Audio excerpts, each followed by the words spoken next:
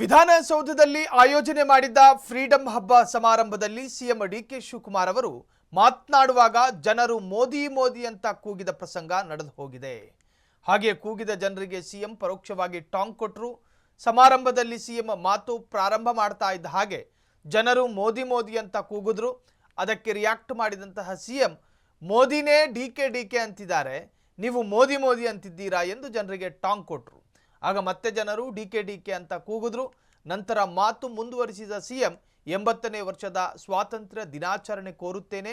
ಇದು ನವಯುಗ, ಇದು ನಿಮ್ಮ ಯುಗ, ನವಕರ್ನಾಟಕ, ನಿಮ್ಮ ಬೆಂಗಳೂರು. ನಮ್ಮ ಹಿರಿಯರು ಕೊಟ್ಟಂತಹ ಸ್ವಾತಂತ್ರ್ಯ ಸಂಗ್ರಾಮದಲ್ಲಿ ನಾವು ಇದನ್ನು ಉಳಿಸಿಕೊಳ್ಳಬೇಕು. ಇಡೀ ದೇಶ ನಿಮ್ಮನ್ನು ನೋಡ್ತಾ ಇದೆ. ಇವತ್ತು ಮಧ್ಯಾಹ್ನ 15,000 ಮಂದಿ ವಿಧಾನಸೌಧಕ್ಕೆ ಬಂದಿದ್ರು. ಮೊದಲು ಜನ ಇಲ್ಲಿ ಒಂದು ಫೋಟೋ ತೆಗೆದುಕೊಂಡು ಕಡಲೆಕಾಯಿ ತಿನ್ಕೊಂಡು ಹೋಗ್ತಿದ್ರು. ಈ ದೇಗುಲದಲ್ಲಿ ನೀವು ನಾವು ಸೇರಿದ್ದು ಒಂದು ಪುಣ್ಯ.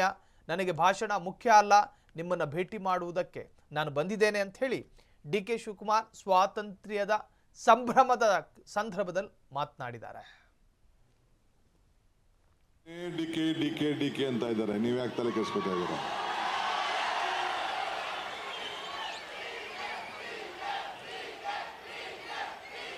ನೋಡಿ, ಡಿಕೆ ಶುರು ಆಯ್ತು. ಬಂಧುಗಳೇ, ಈ ಕಾರ್ಯಕ್ರಮ ಯಾರು ಮಾಡಿದ್ರು?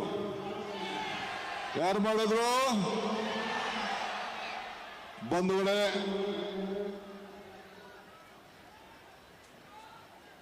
ಇವತ್ತು ಕರ್ನಾಟಕ ನಾಡಿನ ಎಲ್ಲ ನನ್ನ ಯುವಕರಿಗೆ, ಸ್ವತಂತ್ರ ಯೋಧರಿಗೆ, ನನ್ನ ತಾಯಂದಿರಿಗೆ, ಹಿರಿಯರಿಗೆ ಎಲ್ಲರೂ ಕೂಡ 80ನೇ ವರ್ಷ 79 ತುಂಬಿ 80 ವರ್ಷಕ್ಕೆ ಇವತ್ತು ನಾವು ಕಾಲಿಟ್ಟಿದ್ದೇವೆ. ಮೋದಿನೇ ಡಿಕೆ ಅಂತ ಇದ್ದಾರೆ, ನೀವು ಯಾಕೆ ತಲೆ ಕೆಡಿಸ್ಕೊತಾ ಇದ್ದೀರಾ?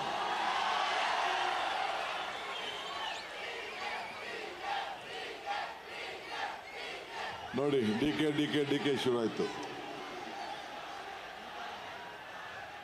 ಬಂಧುಗಳೇ, ಈ ಕಾರ್ಯಕ್ರಮ ಯಾರು ಮಾಡಿದ್ರು?